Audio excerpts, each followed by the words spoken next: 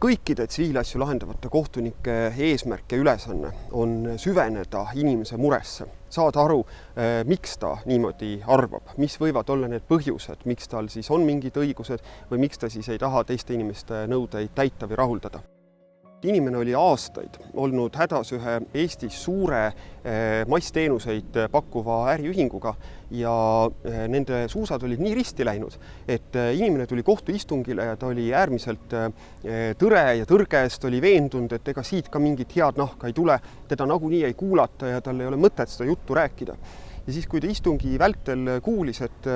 tõesti siiralt tahetakse teada, et miks ta niimoodi arvab, et miks ta on keeldunud oma kohustuste täitmisest, siis see istung lõppes sellega, et see suur äriühing oli nõus põhimõtteliselt kõikidele tema küsimustele vastama, kõikidele tema soovidele vastu tulema ja sõlmiti kokkulepe, mindi täiesti sõbralikena laiali.